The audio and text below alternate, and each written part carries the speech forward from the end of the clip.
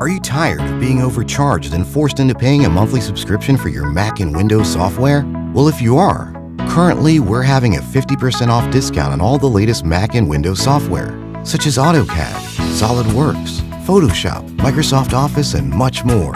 Our 50% off discount will be ending soon, so be sure to text us "Need Software" to 213-640-9738. That's 213-640-9738. We aim to please, so expect 24/7 technical support, the latest premium software, instant software links delivered to your email, and PayPal Buyer's Protection Guarantee.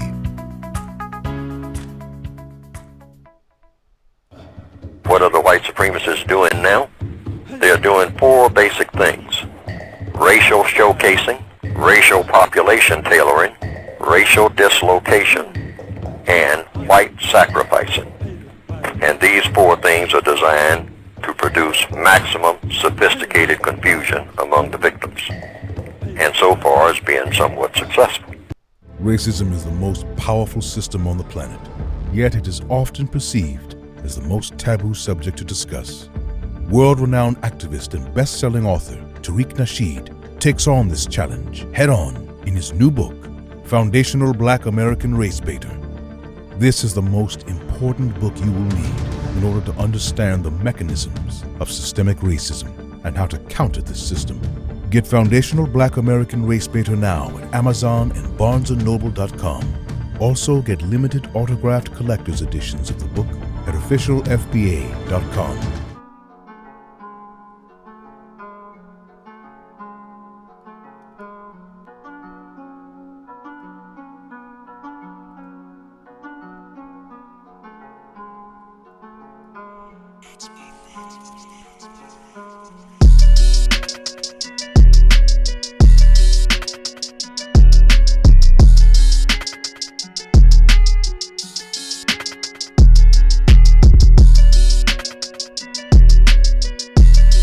Yeah. Yeah. Yeah. Yeah. Like I'm about to bust something. Man, what's up, man? I'm here. This is Tariq. Glad to have everybody tuning in to Tariq Radio. We are live. Let everybody know that we're live, ladies and gentlemen. We're about to do this. I need y'all to hit that like button. I need you to hit that subscribe button, ladies and gentlemen. Hit that like button, hit that subscribe button if you have not done so already. And what we're going to do, family, we're going to take that real quick commercial break. So I don't want you to move a muscle because we will be right back right here on Tariq Radio. Don't move a muscle. Listen up, squares. You need to get the legendary book on game, The Art of Mackin', by author Tariq Nasheed. Available on Amazon right now. Can you dig it? This book has been a bestseller for 20 years, Jack. And the New York Times called it a classic. That means it's out of sight. So this book ain't for no lames who ain't trying to learn the game. Jive turkeys. So if you're ready to stop slacking in your mackin', get the Art of Mackin' book on Amazon and Barnes & Noble right now. Sucker. Rated PG. That stands for plenty of game. Jive chumps. Tune in to the Amiri Brown Show on YouTube, where they discuss all topics intrinsic to the Black experience, from dating and marriage to race, economics, social issues, and politics. Subscribe to the Amiri Brown Show channel and tune in throughout the week. Make Black America great again or die trying. Bro, stop playing and start spraying. Leave an op on the ground where you stand. At all costs, yeah, make sure you protect it. Ogun juice, the formula been tested. You can defend yourself if you find that you need a little help. Gotta stay ready, ain't no love in the street. Pepper spray straight to the face, make them get weak. Get it at ogunjuice.com. If they thinking you slipping, then tell them to come get them some. If you packing this, you won't be lacking. A shot to the eye in them problems you having. Maximal strip, hit them haters on ground, so you can feel free when you out in the town. Ogun juice, and don't forget a shirt, man. You gotta stay ready, that evil on alert. Yeah. Okay. You are now tuned into the legendary OG. Tariq Nasheed. I want to apologize to all my friends On Tariq Radio.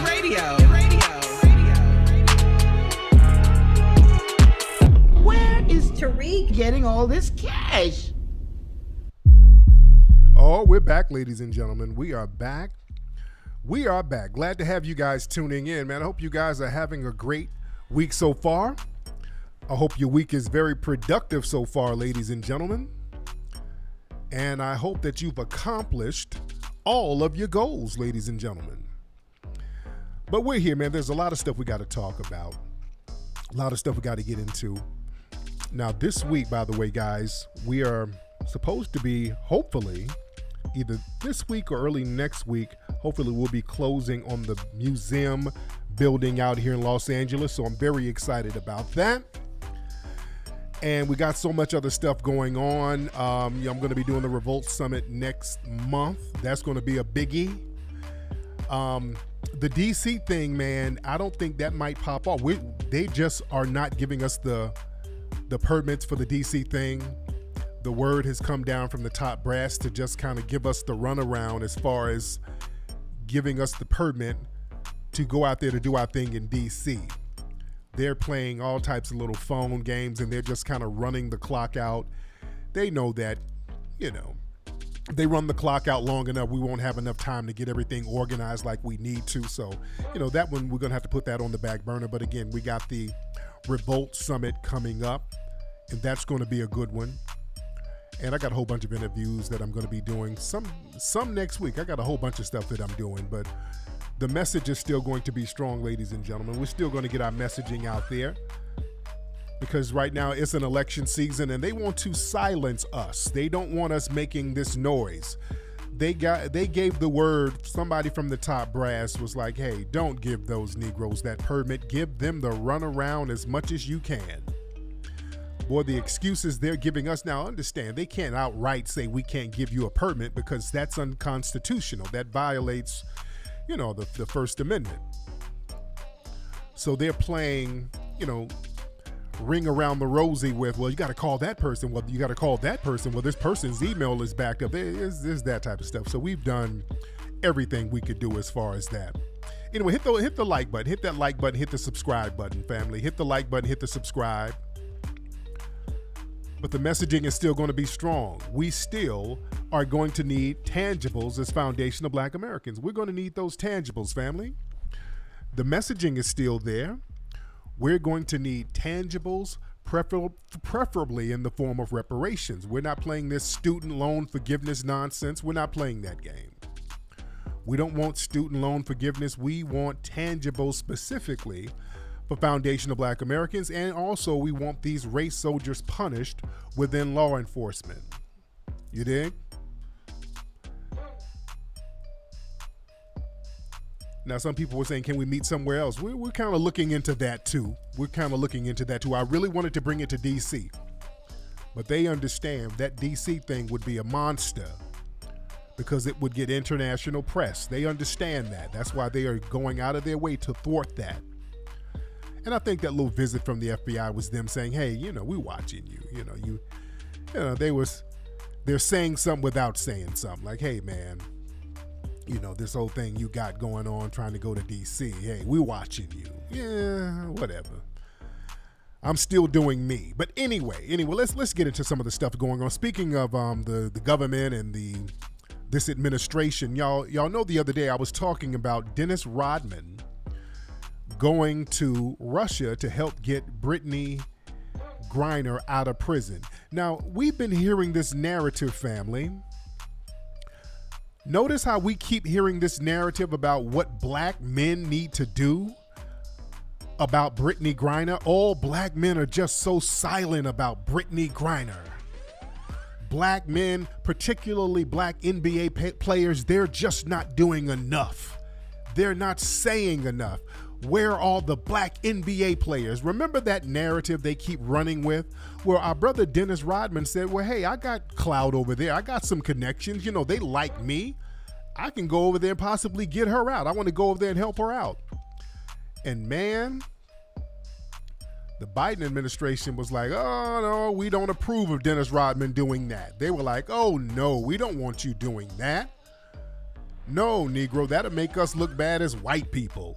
if a black man actually goes over there and pulls it off. Because see, there's this thing about black people, black men being heroes. They hate when we get into hero mode. That's a very bad image. They don't want the image of a black man coming to save the day. You understand? The image of a black man going out here saving the day, they don't want that, because they had enough of that with Jesse Jackson going overseas, freeing white hostages. I think Muhammad Ali, there was a situation where he helped free some hostages. This whole thing where, you know, we get this international respect to a certain degree and we can go over here and make some power moves. They don't want to show that image.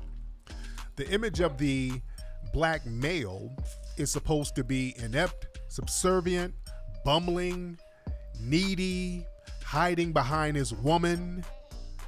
You know, they never like to show us in the hero mode. And I believe Dennis Rodman could have went over there and got that woman.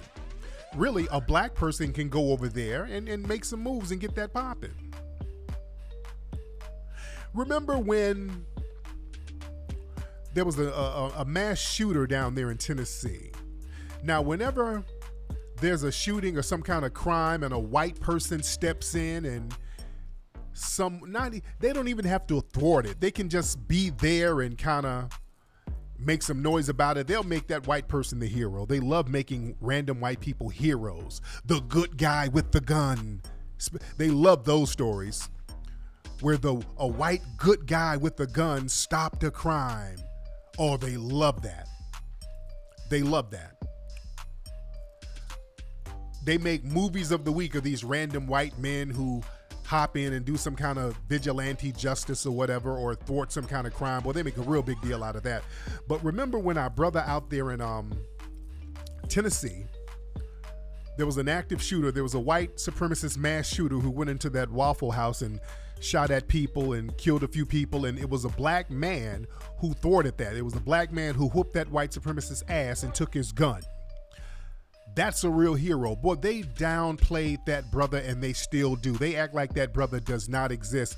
They so reluctantly gave coverage to that brother, and they did it so fast. It was just like a real blip of coverage, and then they just buried it. They never liked talking about that brother who stopped an active mass shooter. Do you know how thorough that is?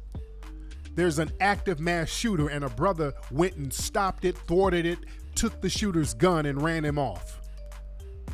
Now, if this was a white man, there would be a city named after him. Tom Cruise would be playing him in a movie right now. He would have all types of book deals. Oh, he would be on Cheerios boxes. James Shaw Jr., that's a real foundational black American hero, and they downplay that brother. James Shaw, shout out to James Shaw. You know what we need to do, family, FBA family? We need to speak that brother's name and give him the props that he deserves. See, we, as foundational black Americans, we have to start taking the initiative to elevate and signal boost certain messages. We don't have to wait on the dominant society because they're going to do the white thing. We need to do the right thing. We need to make brothers like that our national heroes and speak that brother's name. We ought to have a holiday about that brother, just like we have a holiday coming up in December, Ratasasi.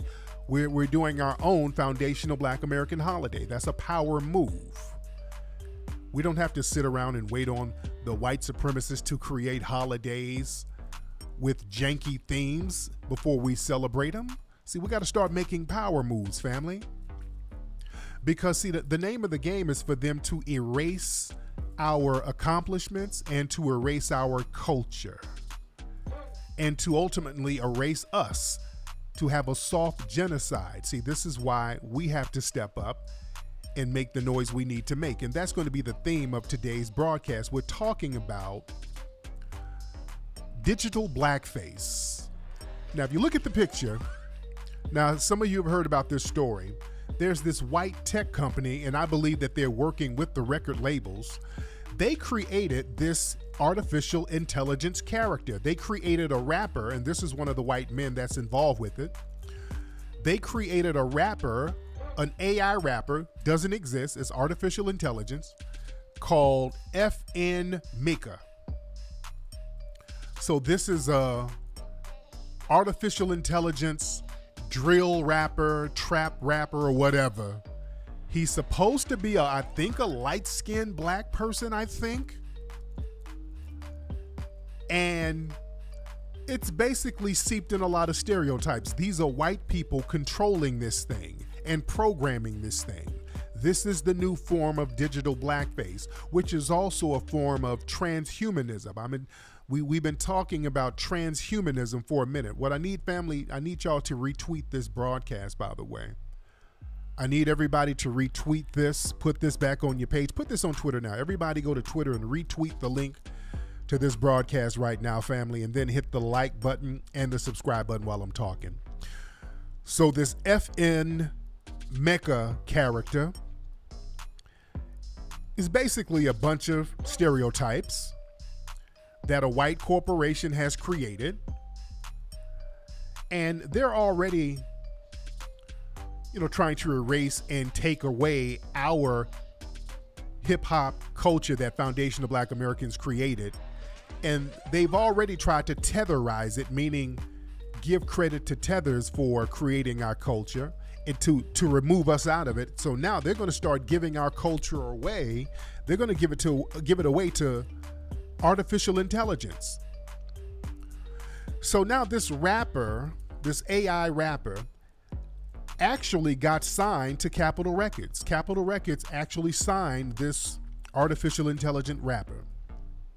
And they made a big deal about it. This is the first signing of an artificial intelligence rapper. And then people saw that this thing was seeped in so many stereotypes, and a lot of people made noise about it. This artificial intelligent rapper, which is really programmed and voiced by white people. The white people programmed this thing, is running around yelling nigga, nigga, and also it has an Instagram and a TikTok, and they have some stereotypical stuff on the social media for this AI character. This FN Mecha character. Look at this. This is one of their posts where, let me show y'all this filth right here. The character is supposed to be in jail, and a cop is beating the character in jail. And the caption is, "Police brutality, what should I do? This guard keeps beating me with his baton because I won't snitch. I ain't no rat. Life in prison is so depressing. I wish I can get out so I can start making fire music again." These are white people mocking our brutality, family. This is not a good look. I've seen a couple of black folks in the hip hop industry kind of co-sign this. This is not a good look. This is anti-black hatred and blackface. This is blackface, family. The white supremacists, they've always loved to imitate us in a negative way. That was the first form of entertainment in America. Minstrel shows. That was the first American form of entertainment that was uniquely American. A lot of stuff like operas and all that, that came from Europe, but the first uniquely American art form was minstrel shows. When I'm talking about uniquely American, I'm talking about white America. Their art form was minstrel shows, where they would dress up like black people and act a fool and act like buffoons. That was their culture, to mock the existence that they created for us, to mock the economic and systematic deprivation that they created. They put us in a dilapidated state and then mocked us in that state. Just like with the hobo clown in the circus. In circuses, they would have a hobo clown character, and that was based on black freedmen being poor and destitute, having to travel around the world, well, around the country on trains, because they did not have any money or employment or places to live. So they would mock that in circuses, the hobo clown. And going into the 20th century, they had people like Al Jolson, who would put on blackface and sing Mammy, who became a massive superstar. And then what the white supremacists would do, they would have these radio shows, because radio became big before television. And on radio, some of the most popular shows were things like Amos and Andy, where it was a couple of white people imitating ignorant black people. It was a couple of white people doing radio blackface. They would imitate black people in white society, ate that up. They loved that. And then when they started making movies, they got tethers. They got tethers like Step and Fetch It, who's Caribbean. Step and Fetch It, and I always have to remind people, Step and Fetch It is not a foundation of Black American. That Sambo was Caribbean. And they got him to get on TV and act a damn fool to misrepresent foundational Black Americans by getting on TV acting a damn fool. He was off code. Foundational Black Americans would call him out for that buffoonish portrayal because he didn't care. He was from another place, so he was just getting his money. And then they started doing it in cartoons. In those Disney cartoons, they would have those Sambo crows singing Negro dialect songs. And Walt Disney was a major white supremacist himself, and I've talked about him before. But in the cartoons, they would mock us and create minstrels of us. A lot of folks don't understand. The first Elmer Fudd was a black man. It was based on like a Step and Fetch It type of character. They changed him into a white guy because they understood that original Step and Fetch It was way too offensive. And I always talk about those Warner Brothers cartoons and those other cartoons back in the day. If you look at the characters who would be harmed all the time, it would always be the darker characters who would get shot or get blown up all the time. Like Wile E. Coyote, he was a brown character and he would always get blown up. He would fall off a cliff. All of these violent things would happen to the dark characters that never happened to the lighter characters. I picked up on that as a kid. Daffy Duck, if you remember, Daffy Duck would always get shot in the face. His beak would get shot off. Daffy Duck was black. The character, he was black skinned. Something would always happen to him. He would always get shot, or just something weird or violent would happen to him. That never happened to Bugs Bunny. He never got shot in the face. Remember Sylvester the cat? He was black skinned. He would always get shot or skinned, or some weird thing happened to him. That was a big theme there. Something weird would always happen to the dark characters. You see? So there's always been this minstrel type of vibe when it came to portraying us. So they would always like to portray the mammy character. And back in the Jim Crow times, we would complain about that. We would say, no, that's not going to fly. We as black folks are not going to stand by and let you create mammies and sambos and portray that like it's normal. For a while, they were trying to get mammy monuments all over the country. We talked about that in one of the Hidden Colors films. They were trying to get mammy monuments. The big fat black woman statue, they were trying to get these up, and it was black organizations saying, no, we're not going to allow that. It was black people calling that out. So they've always liked to portray these stereotypical mammy sambo buffoonish images of us. So now when you fast forward, look at the music industry now, and I talked about this the other day. People were talking about, why is R&B so different? Well, it's so different because you don't have the soul there, and that's by design. They had to take the soul out of our music so that they can get us used to soulless entertainment.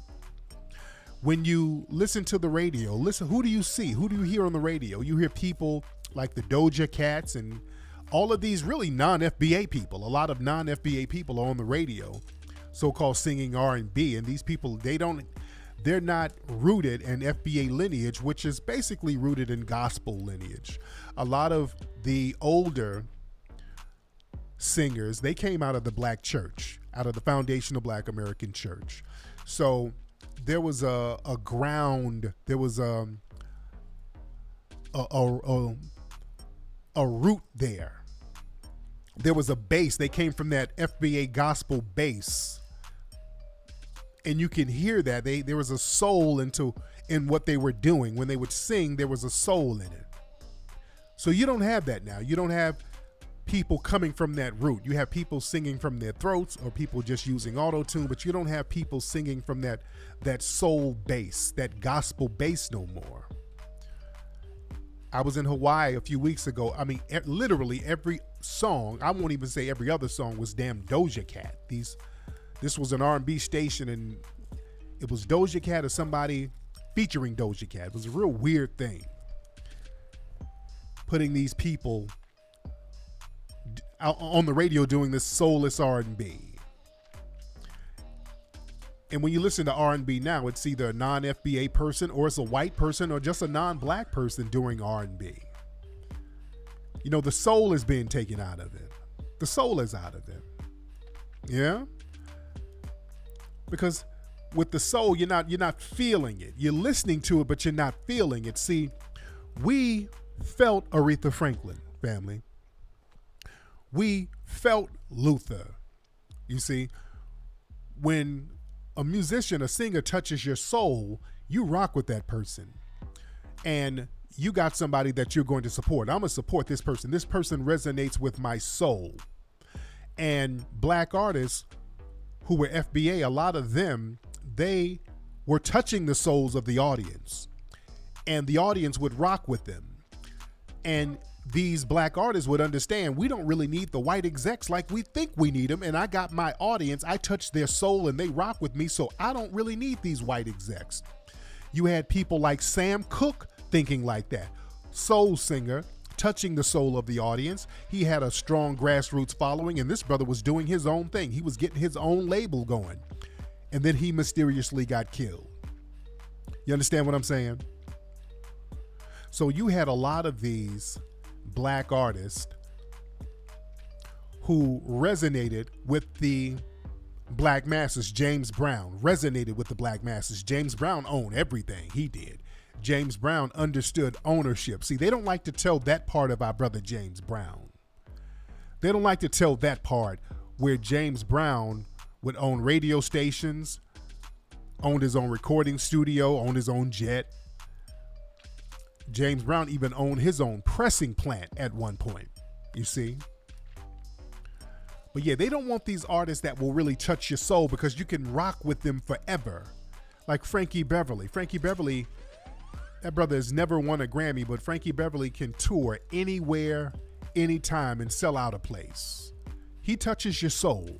That's a power move. When the industry can't really starve you out like that, you can still hit the streets. Our good brother Prince, the industry tried to be janky with him. Prince, he touched the soul of the audience. That's why Prince, up until his death, he could tour anytime he wanted to and sell out every single show. Anytime he wanted to without a current record on the radio. You see? You understand? Touching that soul. Shout out to Ronald Isley. Ronald Isley, that brother, and they put him in jail over some BS a few years ago. Remember, they had to punish our brother for being so successful. Ronald Isley is one of the only artists that has had #1 hits in like 5 decades. That man has been making #1 hit records since the 1950s. Really, no other artist has really done that. That brother has been hitting the top of the charts since the 1950s. Him and the Isley brothers. You dig? So going back to the soul, they had to take the soul out of the music and get us used to not feeling the music, but just hearing it. We're hearing the music, we ain't feeling it.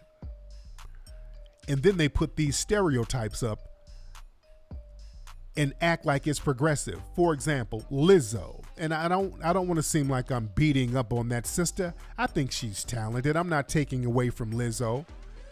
But Lizzo is something that white society likes. That's a mammy caricature. They love putting her on fashion magazines and all of this stuff, her naked. They love parading her around naked. That's mammyism. I talk about that in my book, Foundational Black American Race Baiter. They parade her around like the Venus Hottentot as almost a sexual oddity. We better understand when these white supremacists are parading us around to insult us. So now, see, the white supremacists, they like to do stuff, engage in stereotypes without looking like they're doing it. See, when they tried to do that back in the day, we caught it and called them out. But now, see, they want to do the same thing. They have to refine it. So now they want to have a mammy figure that they parade around, but they have to flip it and make it seem like it's for body positivity. We're just trying to show how black women and women can just they can love themselves no matter what size they are. So this is we're promoting Lizzo naked and twerking that flat ass all over the place because we want to promote body positivity. Yeah, that's what it is. Wink, wink. They're mocking her, just like that white woman hopped on TV the other day. Remember, somebody flashed a picture of Lizzo and the white woman said, "Who is that, Precious?" White people get a real kick out of that stuff. So now fast forward to this AI rapper. This AI rapper is engaging in stereotypes, and it got signed to Capitol Records, and people were calling this thing out. And here's the article here. Capitol Records walk away from AR rapper project, offers deepest apologies to the black community. Yeah, right, Capitol. Capitol Records has announced that it's walking away from an artificial intelligence rapper project after receiving backlash for the AI model's gross stereotypes of the black community. CMG, Capitol Music Group, has severed ties with the FM Mecca project, effective immediately. We offer our deepest apologies to the black community for our insensitivity in signing this project without asking enough questions about equity and the creative process behind it. All right. So here they're talking about FM Mecca is a virtual rapper powered by AI, first created by Factory New in 2019. According to the New York Times, the rapper has amassed more than 10,000 followers on TikTok. But listen, I think this is a creation of the music industry. See, they're trying to keep their hands clean by putting it on this other tech group.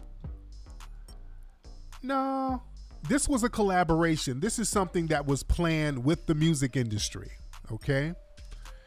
This was planned with the music industry. And let me show some images of FM Mecca. Hold on. Let me see if I can find a couple of clips of the FM Mecca. All right, let me show a couple of clips of it. I'm not going to play the audio. I'll show a couple of clips of the FM Mecca character. All right, this is the character with a Gucci car with Gucci, and it's doing the moonwalk. So basically, this is like almost a crypto Takashi or something. All right, this is another one of the thing performing, jumping around. Hold on, where is it? Okay. All right, this is another thing of FN Mecca. Oh, where is it? Where you at? Hold on, let me restart that. Hold on one second. So this is the thing jumping around on stage. All right, that's FN Mecca, the robot, the artificial intelligence rapper. Okay. So, they've been playing around with this stuff, even with the holograms and all of it. They've been playing around with this thing.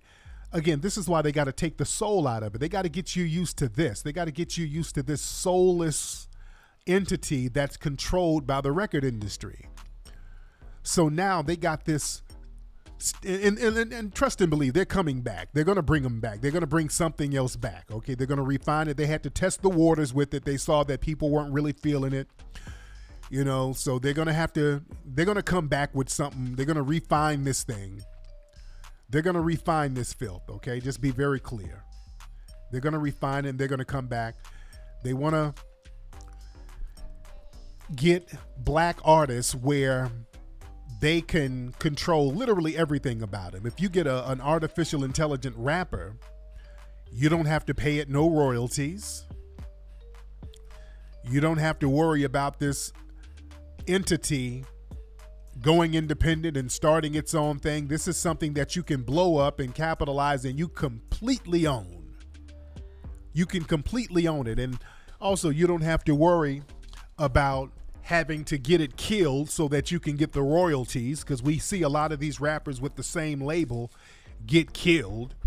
I won't even go into that. You got a lot of rappers who's with the same label, and damn near everybody on the label gets killed. So now you don't have to worry about the rapper getting killed or you having to have it killed in order to get the royalties. You don't have to worry about setting it up to go to jail or anything like that. You can have it be as stereotypical and as Sambo-ish as possible, and because it's not really a real entity, you can go to town with it. You dig? Real talk. Somebody in the chat room made a good observation. Next time, let me tell you something. Next time, they're gonna, you know what they'll probably do?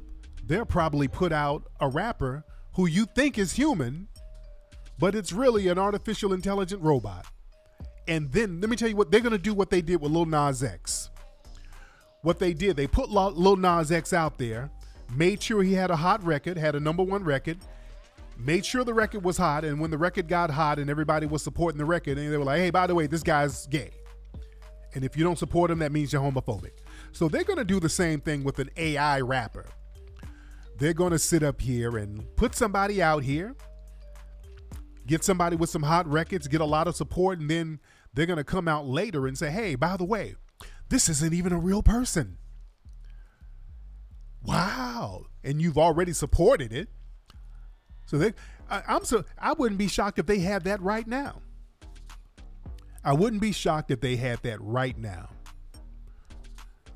They got some mushmouth rapper out here who's not even real.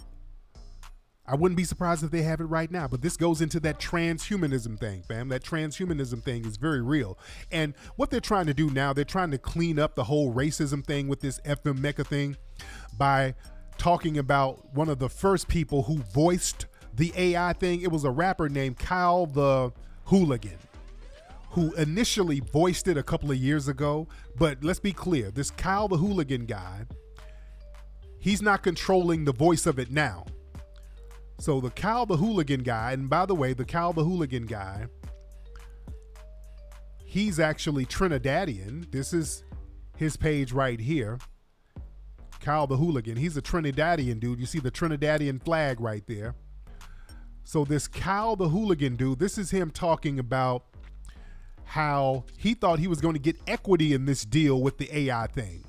Listen to this. This is very interesting that what he's talking about. Listen to this. Hold on. What's going on, everybody? This is Kyle the Hooligan. So I know y'all probably been hearing about this FM Maker stuff. People been DMing me, and I try to keep it quiet because I was gonna really wait till this shit blew up for real and then went after them, because basically it was they came to me with this AI shit and was like, would I want to be the voice of it? And I thought it was gonna be some collaboration. They promised me equity into the company, percentages, all this stuff. So I'm thinking, okay, there's about to be some collab, something different for me, so I could do my music and be on some AI stuff with this FM Maker character. So everything's going good. Next thing I know, niggas just ghosted me. Use my voice, use my sound, use the culture, and literally just left me high and dry. I ain't get a dime off of nothing. So yeah, they're already screwing people with this thing. All right. So they're already screwing people with the damn robot. They're already finessing people with this thing, fam. Lord. So this is what I'm talking about. They're going to use this to screw more black artists, instead of paying a black artist. Hey, and we got a robot who can jump around and sing auto too. See, they're getting us used to mushmouth rap, and they're like, ain't no soul in the mushmouth rap. So they're like, hey, we can get a robot to do mushmouth, which is, they can do that. They can get a robot to do the mushmouth rap. Yeah. It's a very interesting dynamic, family. But we have to understand, these people, the digital blackface is real. They want to be able to have a black entity that they can control, just like slavery. They like to have an image of us that they can control, where an AI nigga is not going to fight back. He's not going to sue them. He's not going to wise up and go independent. He's not going to fight for his royalties. His children are not going to come try to sue the label for back royalties. You see, there's a lot of benefits for them having an AI rapper doing our foundational Black American music. You dig? There's a lot of incentives for this. So we better keep our eye on this, family. We better keep our eye on it. And this is why they keep promoting this soulless music to us. They don't want the music to have no damn soul. You dig? And speaking of wiggers, I saw a video of some of these Malibu most wanted white boys. And I almost thought this was a skit at first, but it's actually not a skit. These white boys, I don't know what city this is, and I don't know if this is in New Orleans, but these white boys who live in the hood, there's some twins. And they're sitting up talking about why they can say nigga. And the white boy said something very interesting about he has white privilege. I want y'all to hear this. Hold on, listen to this. This is very interesting. These are two Malibu most wanted white boys, and this is actually real. I thought it was a skit at first, but it's not a skit. These guys are actually a thing. And listen to these guys here. Hold on one second. Listen to these guys. Hold on. We ain't just trying to say nigga, it's just in our vocabulary. That's in my vocabulary. I don't even. Birds of a feather flock together. I'm not white. Like, what you talking about? I mean, I am white, but I feel like I'm just like, you know, it's just regular. Like, I don't know. What else I'm gonna say? Everybody say I'm not white, but I know I'm white. And then I'm glad I'm white. Yeah, we got the best of both worlds, bitch. We got the best. Feel me? I use this white privilege too, bitch. Don't get it wrong, ho. Bro, I say that shit on accident. Yeah, we got the best of both worlds, bitch. We got the feel me? I use this white privilege too, bitch. Don't get it wrong, ho. Feel me? I'm glad I'm white. Yeah, we got the best of both worlds, bitch. Feel me? I use this white privilege too, bitch. Don't get it wrong, ho. Bro, I say that shit on accident. That's just how I say it. Like, feel me? I don't even realize when I say it. It's just regular, like, it's just my nigga right here. That's like saying what's up with my brother. That's what it is, like. Does anyone ever get mad at you for saying that? Yeah, they doing it, and we check their ass too. They got on them. What? They got on them, no, nigga. We ain't just trying. Lord, black folks, boy, y'all be letting all types of stuff go on.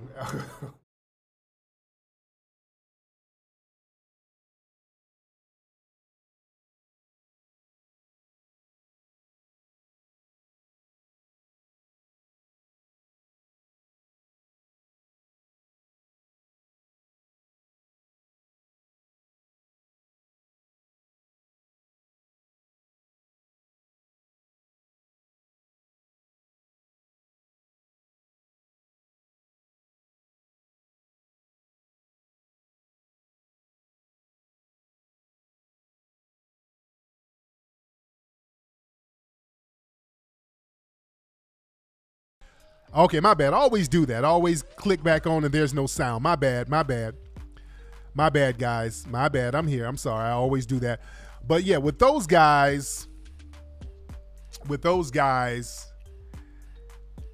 the part where he was talking about, yeah, I got white privilege, and I be using that shit, ho. He be using his white privilege. I don't know where they're from. Somebody said, I don't know if they're from the Bay. I don't know where they're from. I don't know where these guys are from.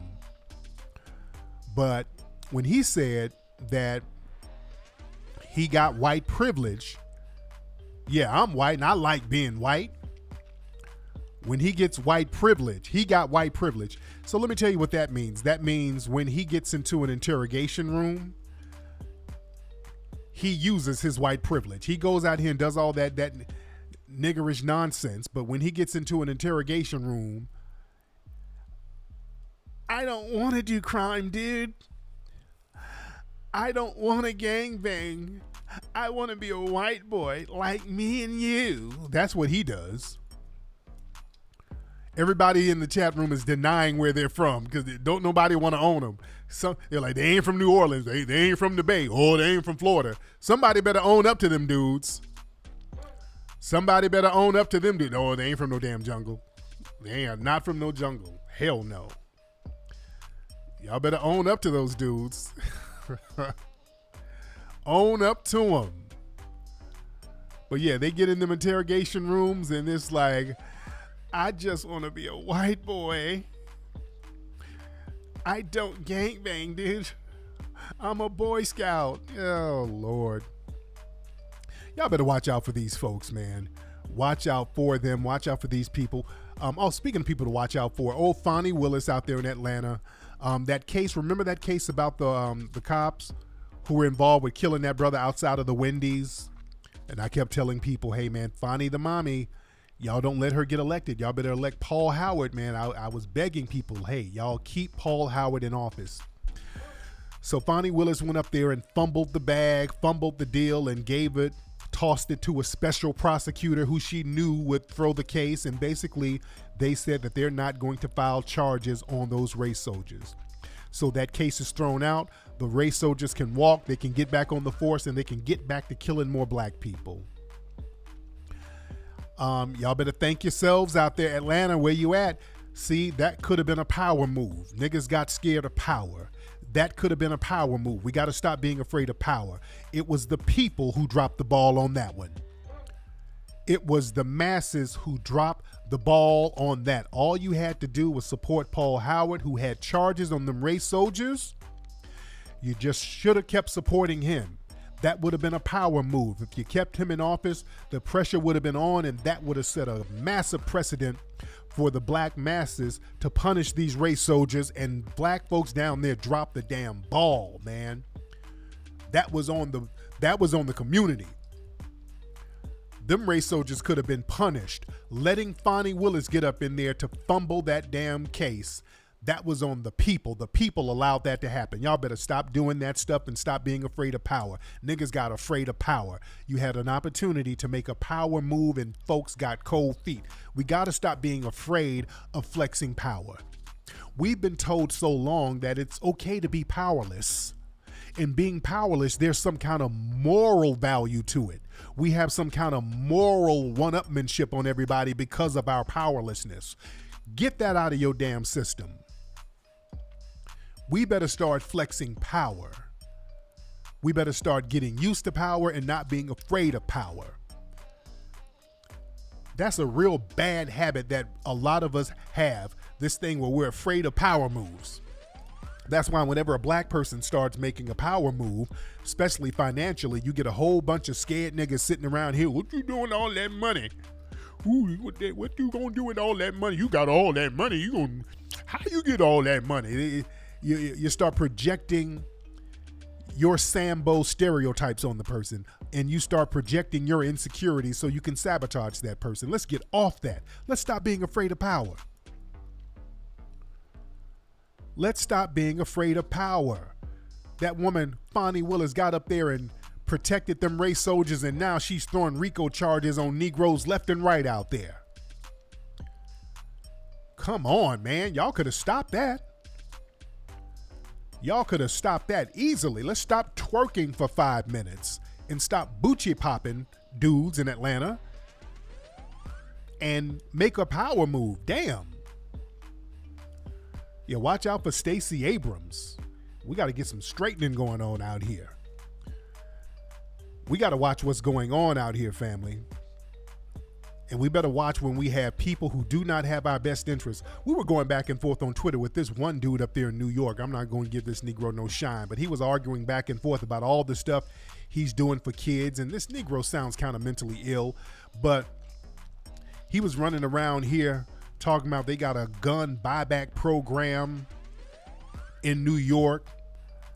Yeah, we got a gun buy. We trying to save the kids. We got a gun buyback program. We got a gun buyback program. And everybody knows those gun buyback programs are nothing but finesse games where they set you up to go ahead and bring guns in so they can run ballistics on them and solve these cases. And this gun buyback program, this dude has had a janky twist to it. Well, what we doing with the gun buyback, you bring in the gun and you can bring your gun in anonymously. You don't have to get no name. You could just scan a QR code and you can turn the gun in. You ain't got to let them know nothing. And in exchange for turning in your gun, you're going to get a free scholarship to go to school and learn. I'm like, what? That don't make no damn sense. This is what they got in New York right now. Talking about they got a scholarships for guns program. And you could bring your gun in anonymously and you're going to get a scholarship. That don't make no damn sense. Just think about that for 5 seconds. You don't get a scholarship anonymously. If you're going to get a scholarship, if you're going to get a scholarship, you got to give your name and your information. You're not going to get an anonymous scholarship. I swear to God, this fool he's all on Twitter talking this nonsense. He be all up in the damn Twitter spaces talking this nonsense. That ain't nothing but a finesse game to get people in the damn system. Tell me you're going to get a scholarship. You got to give not only your information, they're going to do a background check on you if you're going to get a scholarship for college or school. Come on, dude. We got to watch out for these con games. I told people about those gun buyback programs. Those are finesse games like a mug. Those are major finesse games. The cops who allow the guns to go on the streets, remember, they allow the guns to hit the streets, and then they come around at the end of the year like they're doing you a favor, usually around school season or holiday season when people need some money, all right? They usually come around when summer is over. Let me tell y'all the finesse. They usually do these gun buybacks right around this time, right when school is starting, people need money for school, or they'll do it right around the holidays where people need money for presents and holiday gifts and all that. They come around, oh, we're in the good spirit of the holiday. Man, we want to clean up the streets, and they get some mushmouth Sambo black person to act as the spokesperson. We want to help these kids. The babies need our help. Up with sweets, down with the streets. Turn in your gun for fun. We need to save the babies. We got to get these babies together. Now, y'all bring y'all gun in. We need to start chilling and stop the killing. Bring your gun in for some money. Get you some money. You don't have to tell them who you are. Just come on in here and turn that gun in and get you these $200. Or turn in your gun and get you some Air Jordans. They play that game. They tell you can come on in and give your gun anonymously. You don't have to give a name, and then you go in there and get some nigga trinkets. And then what happens is they get that gun and they do all types of ballistics on it and see all the bodies that were caught on that gun, and they know who brought it in. Yeah, you can wipe that gun down all you want, but they track everybody who goes to bring the gun in. They're tracking you. They have the gun buyback at a very specific location where the cameras are all over the place. They watch you come, and then they can track every movement of you leaving. They can track your dumb ass leaving. They know exactly who you are. They got street cameras and city cameras that can track you all the way to your house. They know who you are. They're going to track your car or whatever. And then about a month later, after they done ballistics on it and then found out who you're connected with and see people who are close to you, about a month later, they come and arrest everybody in the damn hood. They do ballistics on those damn guns. They don't get those guns for nothing. Stop it. They're coming to get you right after you spend that little $200. Oh, they're coming to get you and everybody on the block. So just understand that. And speaking of gun, boy, did y'all see that case out there in Atlanta? Speaking of Atlanta, that Cameroonian chick, was a chick out there, a Cameroonian chick, who did a mass shooting. She shot like 3 people out there. This chick right here. I think she shot some people who she was working with. This chick right here, she's from Cameroon. She's an immigrant. She got frustrated because of something and went in and just started capping. Well, we got to watch out for some of these folks, man. Let me say this, and I posted something on my Twitter. Now, y'all, I don't rock with Clubhouse, the Clubhouse app. Clubhouse is just a very whack app, and it's just the headquarters for nigga babble. There's a lot of babbling on there, nothing constructive. But it's getting real dangerous on Clubhouse. Some of the rhetoric, man. Some of these anti-FBA tethers, boy, they are all on Clubhouse, literally talking about shooting us. They're talking about taking up arms against Black Americans. They're talking about just taking up arms against us because there's been a couple of cases on the East Coast where a couple of cab drivers and Uber drivers, they got robbed. So now the tethers are like, it is these FBA niggas who robbing us. We need to get guns against those niggas. They're talking about getting guns against us because a couple of them got robbed on the East Coast. And I think in Queens, a Ghanaian cab driver got killed. Somebody hit him and I think he died. And they were saying, it's these FBA niggas. The FBA niggas are doing this to us. And from what I understand, the people involved in that were Caribbean. Yeah, so the tethers are trying to blame immigrant-on immigrant crimes on us. No, you don't. You're not going to blame no immigrant-on immigrant crime on us. From what I understand, the people involved in that situation in New York against that damn Uber driver or cab driver, whoever, the Ghanaian brother who died, unfortunately, that's sad. But that's immigrant on immigrant. That ain't got nothing to do with FBA. But they were on Clubhouse the other day talking about taking up arms against us. Let me play some of this filth, man. Now, we don't talk like this. Foundational Black Americans ain't talking about taking up arms against black immigrants or any other group like that. These people are sounding insane. But listen to this stuff here. Listen to this, man. Hold on one second. Wait a minute. Let me turn this up. Hold on. Wait, where am I? All right, hold on. Listen to this. Hold on. Topic, Africans need protection from black Americans, okay? I was not in the room, I just got back, but I'm not hearing this topic. This is, all right, let's talk about that, okay? Who wants to talk about this topic? Who's next? Can I share some stats about what happened to some Africans here in DC area? Is that the topic, Alex? Yeah, because I actually agree with the topic, man, because there are 3 African Uber drivers who were killed in the last month by niggas in the hood. All right, go ahead and tell us that. We want to know about the niggas in the hood killing Africans. Thank you. Yeah, man. I'm going to post the links in the chat, man. But, I mean, yeah, or you can Google it. You know what I'm saying? African Uber driver killed in D.C. or PG County. So what they're doing out here is they are targeting Africans now. They are calling Uber, requesting something, a ride or whatever, or food. When they see the face and the name of the driver, they lure them in. The guy drops the food off, and they drive down the street a little bit and get robbed and killed. And they're doing this strictly, out of hate. All because this whole, bullshit, man, is starting to reach the streets now. Wow. So are you telling us we need to get guns too so we can fight those hood niggas? Hell yeah. The niggas gotta go, period. But I'm just saying, it's getting real, man. You guys gonna have to, push Congress or something, it's getting real out here, man. My African brothers and sisters, can you hear this? Please get you your guns. Nigerians, get your guns permit.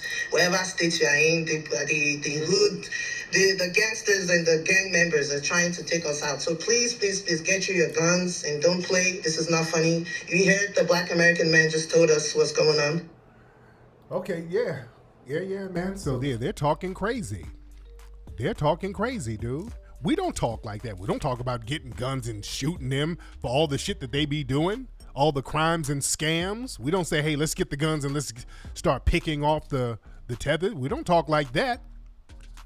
We don't talk like that at all. And there's another clip of this dude talking about getting his gun and listen to how his gun is going to sound. Listen to this. I mean, they be doubling down on this stuff. Listen. I'm not do that, bro. And I mean this shit with all due respect, dog. When we get to that war, when that war coming is us against them, my fucking AK is gonna go akata kata, akata kata. Okay, that's when my shit gonna ring out, nigga. You gotta chill, man. Put the gun down, man. Put that gun down. Stop making the sounds, because it's making my ass. Okay, yeah. So his gun is gonna go akata kata, akata kata. So this is what they be talking about on Clubhouse. Yeah, and we're xenophobic because we're trying to get reparations for ourselves. We're xenophobic, and they're talking about killing akata kata. Man, please, man. Let me say this: some of y'all, and I'm not talking about the riders that we have. I'm not talking about the riders that we have who are cool in the game. You think? I'm not talking about them. I'm talking about the tether class. I'm talking about the tether class. Let me let y'all know something. Let me tell you something. If y'all try to run up on somebody with that BS, let me tell you something. Let me keep it 200. Let me keep it a buck. If one of these dudes roll up on me looking like this If y'all roll up on me looking like this, I'm going to slap your forehead. I'm going to slap your forehead and kick the must off you. Don't even play that game. If one of these big forehead, eel mouth niggas run up on me with the bullshit, boy, I'm going to kick your rib cage loose. Don't play games. Y'all don't get on these apps bigging each other up and pumping each other up and putting batteries in each other's back just so you can get stomped out. Y'all better chill with all that crazy talk. Y'all better chill. I will slap the injera off one of these dudes. Y'all better, if they try to run up with the rah-rah, y'all better chill. Come on. Y'all stop talking crazy on these apps about foundational Black Americans. Y'all cut it out, man. Cut that out. That's not a good look. Talking greasy about us. Anyway, man, let me get up out of here. Dude.